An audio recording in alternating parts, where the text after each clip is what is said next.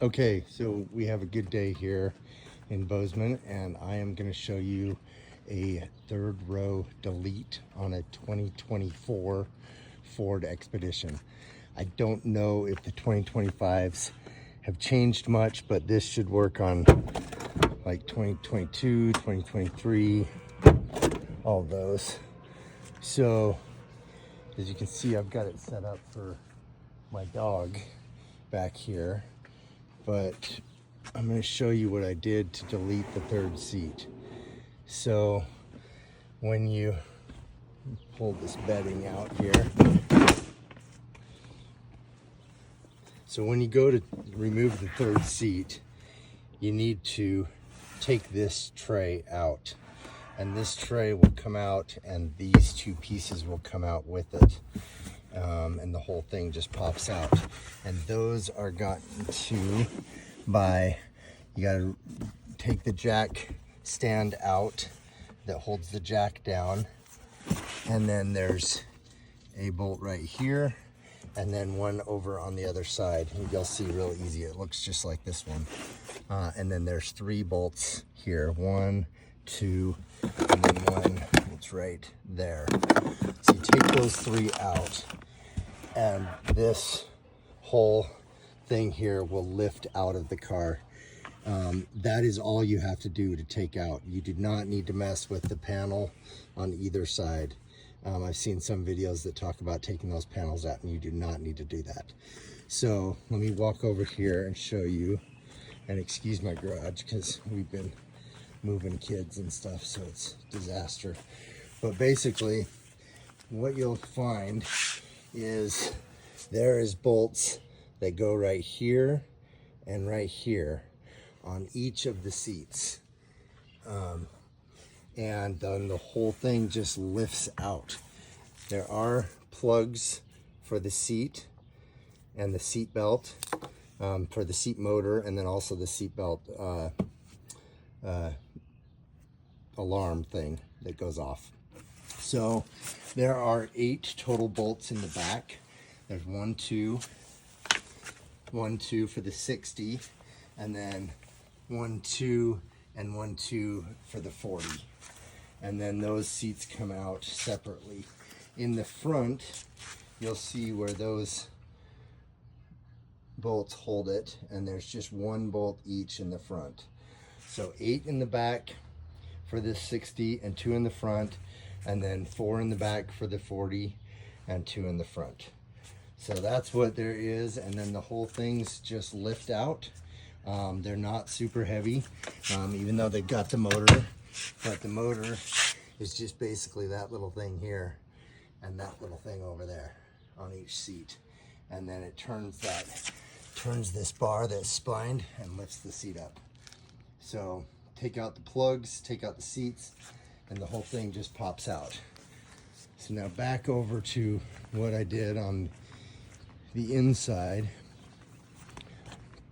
is I kept these 2 back seat retainers and used them for access doors. And so when I built the sides here, I used a piece of cardboard and I contoured out up to the front and built those, and I built 3 of them. And I'll tell you, this middle one is slightly different contour because the floor is different in the middle than it is on the 2 sides. And then for stability, I put back about here, I put a cross member that also goes all the way to the floor. And that way I now have compartments for some longer things back here. And you can see I just put some shelf liner down there on the floor. As you get up to the front compartments, the regular factory carpet is under there, so you don't need to put anything under there. Sorry for the dog hair. It's impossible to keep it out of here. But this allowed me to build the top portion here right to the edge, and then what I did is right here I just routed about 3/8 of an inch down and covered that with the carpet so that this just meets it flush. So that becomes flush. The carpet I just got from AutoZone. It's nothing spectacular, but it works. It's easy to work with. Use some spray glue and put it down, and then I just use a staple gun to keep it all in place. So the other thing this allowed me to do is the dog gate that fits in here just really awesome. And this dog gate is done by, because I know someone's going to ask me in the comment, this dog gate is done by Travel, and it is really nice. It's super sturdy, but it used these things, came down and used the back of the third seat child restraint locks to pull it down to the car. And then here was some feet that you screwed like this, and it lifted it up, and so this was putting pressure upwards, and then this was pulling it down, and it kept it sturdy. So what I did, since I was making this, is I put a bolt straight through, so I can just basically, this is bolted to this floor. Now this bolt, if I undid all that, it'd just drop out the bottom, and it's super easy to get to from inside of here. I can just reach up under there and undo that bolt. So if I did want to take all this out, it's as simple as undoing 2 bolts. And then these are just hand tightened, you can see up here, into an eye bolt. And the eye bolt also is easy to get to from underneath, so I could take that eye bolt off if I didn't want those protruding up. But anyway, it allowed me to get this in here super sturdy and no rattles or anything, but it also allowed me to bring these here, which in the original configuration using the third seat child restraints, they came at an angle like this. And so they were taking up a lot of space back here because you couldn't put anything flat against that wall. So that solved that problem, and I can put stuff flat against it. And then I've also used this. This isn't about third row delete, but this is a nice rack because I also used it to put some mole attachments on and kind of keep some things organized. So now going around and seeing what I utilize the space for, in these, you can put the seat all the way down. Let me move some dog dishes here. So if I put the seat all the way down, you'll see that it is flush with this, with about a 2-inch gap. That's because I wanted to retain the ability to recline these middle seats, and so I had to leave a little bit of a gap for that reclining action.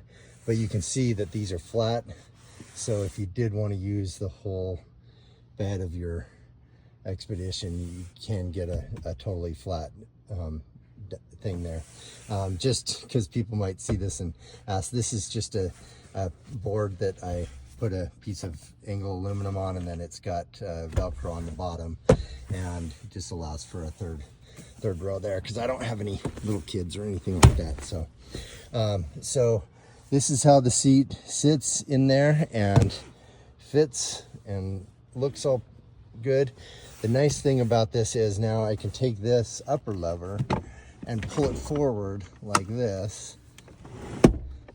And then what I've done is I've built cubbies in the front of this that when the seat is down, they're completely blocked and you can't see them or anything like that. But this allows for a pretty big cubby back in there.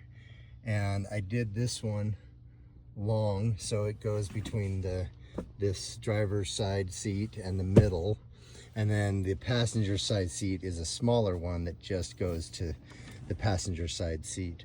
So got some dog stuff and everything in there, so as you can see, when that's closed up, you can't hardly even see anything that's behind there, so no one's gonna be looking for stealing stuff out of there. So if you come back here, I'll show you the passenger side real quick. Again, same thing, and I've just got a cubby back there, and then leaves my ledge for some other stuff up there, and leaves me a little bit of cargo space behind the seats. And then, like I said, I did retain the ability to recline these seats that way. So sorry about that, make people sick. So that's the deal on the third seat. And let me just tell you one last little thing. Once you take your third seat out, your dash will remind you that your third seats are not buckled, and they'll show a fault every time. So you've got to get someone that has a forescan on their computer and be able to hook that up and turn those seatbelt alarms off. Otherwise you have to push OK twice every time you get in the car, and it's kind of a pain. And then again, these buttons now don't mean anything for the third row. I am kind of looking into, the plugs are still under there, and they still have buttons that work to those plugs, but I'm not using them for the motors on the third row, so maybe there might be something else I can utilize those buttons for, but that's for future. Anyway, that's a quick video on taking out the third row seat and what you can do to get some storage space back. Worked really well for me, and let me know if you have any questions. Talk to you later.